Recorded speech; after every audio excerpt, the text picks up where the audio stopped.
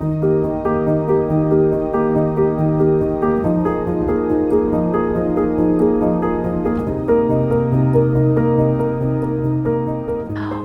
to the National Museum Palace of the Grand Dukes of Lithuania. My name is Laura, I'm an archaeologist and a guide right here. Today I'll be your virtual guide, and today we'll visit our international exhibition hall.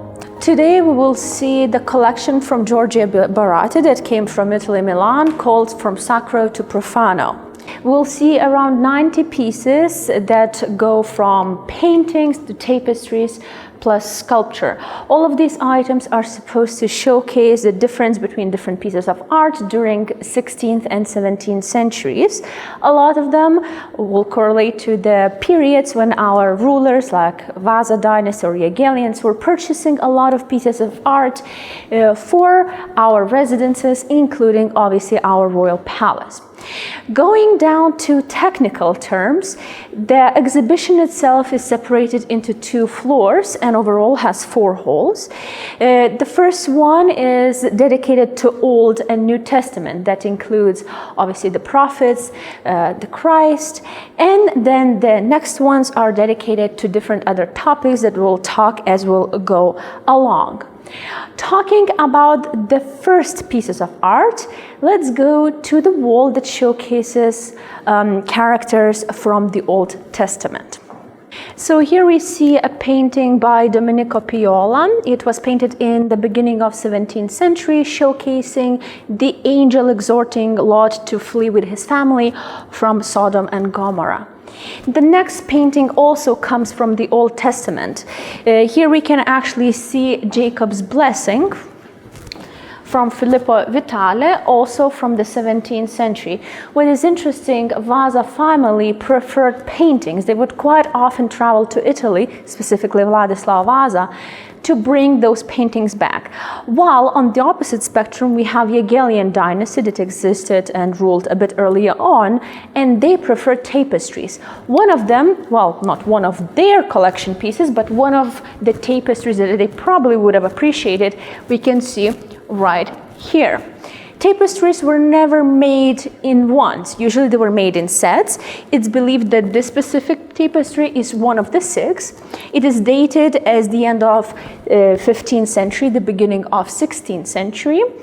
And for a very long time, it was believed that 2 tapestries from that set were completely lost. But during long-term research before this exhibition, we learned that this is actually one of the 2 that were presumably missing. Another 4 are currently housed in USA. One sadly is still missing, and this one can be seen in front of us. We know that originally this specific tapestry was created to basically decorate the church that was dedicated to Saint Mary. Now, as we'll continue forward, we'll notice there's more paintings showcasing Jesus Christ, different prophets, Saint Mary. Once again, Old and New Testaments merging together, creating what we now know. Interesting fact, in this collection we also have one painting that belonged to famous movie director Visconti.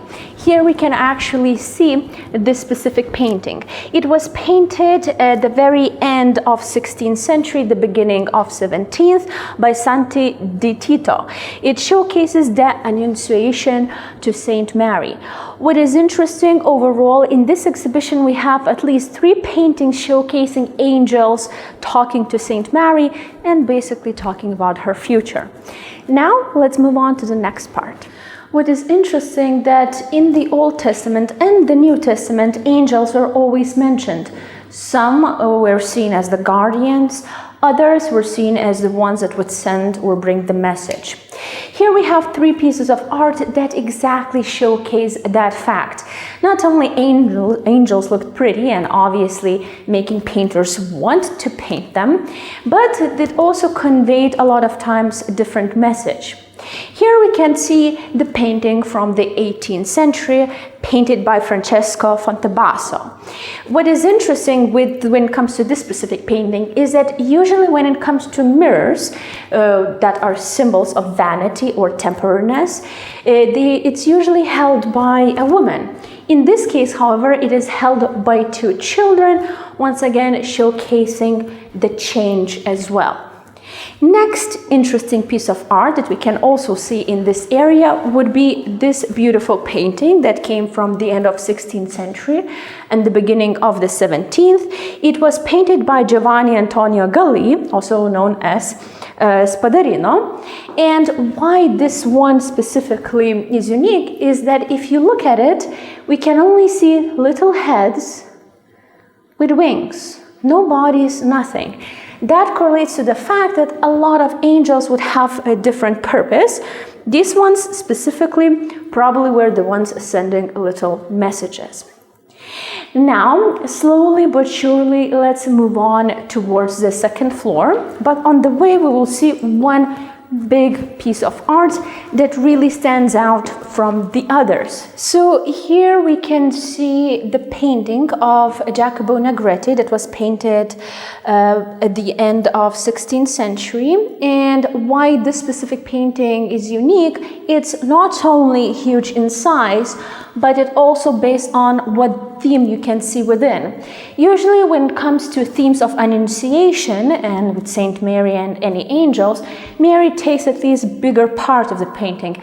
In this case, Angel Gabriel actually is almost overtaking the painting itself, which makes it way more unique compared to the other two that we have in this specific collection.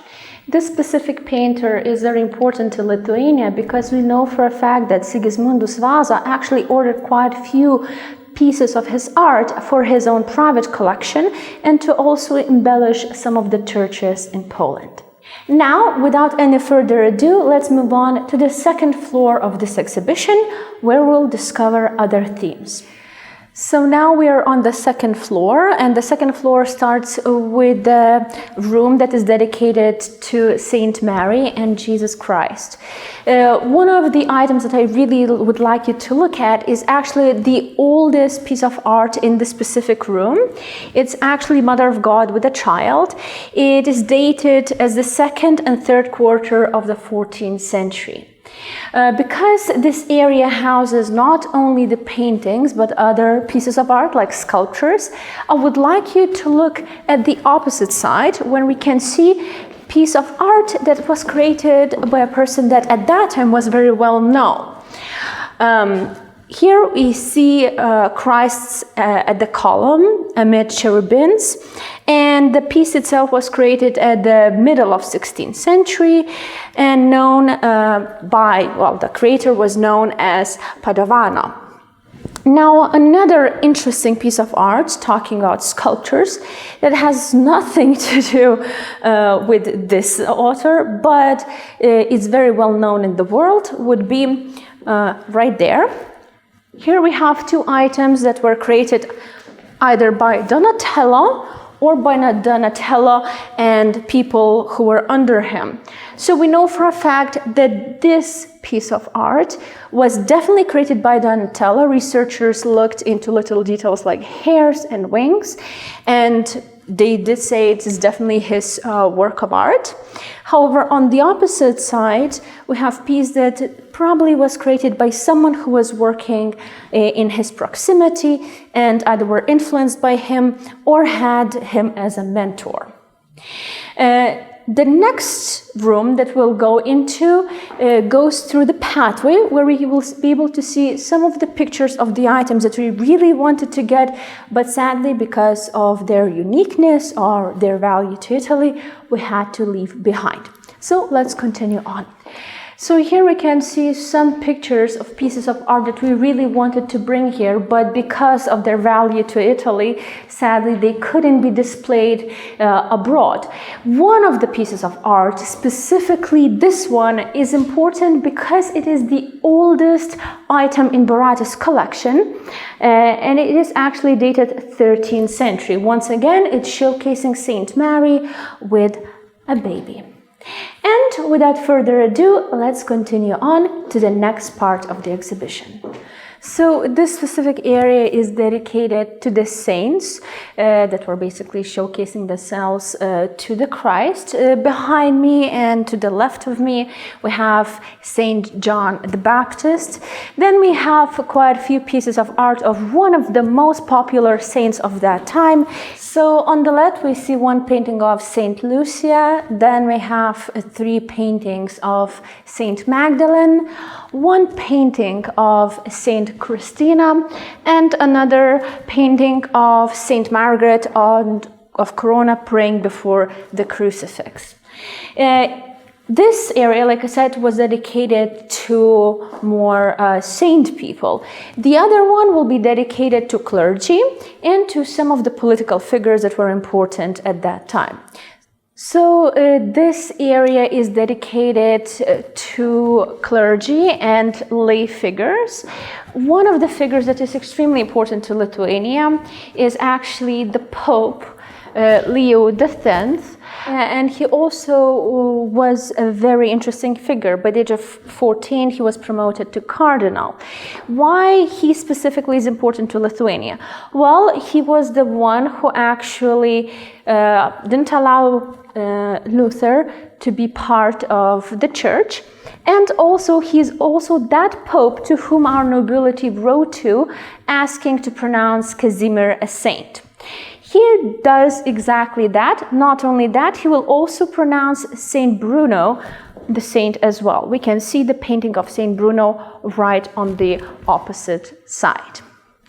Coming back to Pope Leo X, he was actually a very well-known funder of art, especially he loved funding Raphael. This specific painting is the copy of the famous painting that Raphael painted, and this specific painting was actually made at the beginning of 16th century. On the opposite side from the Pope, we can actually see lay figures, or specifically the portraits of different political people, including one and only Cleopatra. She sadly in this painting is depicted with a snake in her hand, and well, at this point we know that she met her untimely death and was the last Egyptian ruler. On the opposite side from Cleopatra, we have a person who was very important to Lithuania, because mainly, if not him, we would have not had Bona Sforza herself. We have 2 sculptures depicting her grandfather, and one of which I would like you to look at a bit closer. So Francesco Sforza was a grandfather of Bona Sforza, of a wife of Sigismundus the Old. Interestingly enough, Francesco was known for quite a few things. One of them is his character. He managed to start as a simple warlord and rise to the Duke of Milan. Hence why Sforza later on was capable of even forging this friendship with Sigismundus the Old. Some people believe, and we would like to believe too as well, that some of his characteristics like strong will, drive for education, rubbed off on Bona, and this is one of the reasons why she was one of the strongest female rulers in Lithuania and Poland. So the 4th exhibition hall is dedicated to Profano, and it's separated in few themes: Greek and Rome ancient art. Example of it we can see right here. This painting was made by Bronzino. It was painted in the beginning of 16th century, and it showcases the competition between Apollo and Marsyas. Other themes that will be seen on the way would be still life, that we can see on this side, or I should say static life. Mostly we have different pieces of fruit and items showcasing other side of the society besides religion. And on the very opposite side, we can actually see different architectural landscapes, once again showcasing everyday life for the most part. And as the final stop, I would like you to come here with me to look at this beautiful tapestry in the very middle of this room. So here we have a tapestry that was basically made in the beginning of 16th century in Brussels.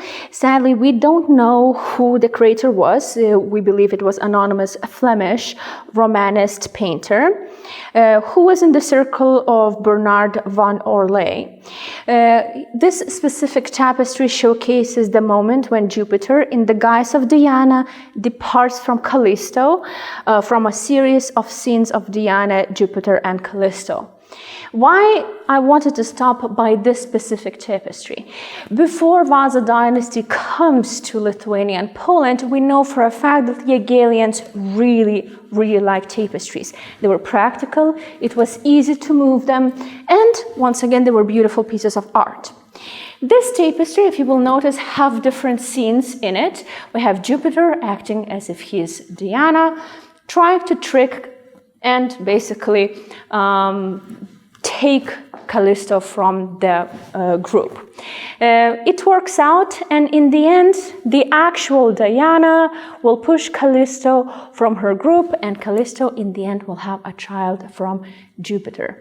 Even though this is quite a sad scene, like I said, it is a very beautiful piece of art where each piece of clothing is showcased in very detailed manner, almost the same way as in Sigismundus Augustus or Sigismundus the Old collections, where each tapestry, like I said, was supposed to depict part of myth, mythology, or the idea that they wanted to convey. So now that we have visited all parts of this exhibition, I would like to thank you for your time. And even though I know this specific virtual tour was quite short, but it is with intent. Instead of me telling you about paintings or specific parts of the paintings, I invite you to come to us and to actually experience it for yourself. Because let's be real, paintings and art is actually experienced individually and can't really be dictated by other people. So hopefully see you soon, and goodbye.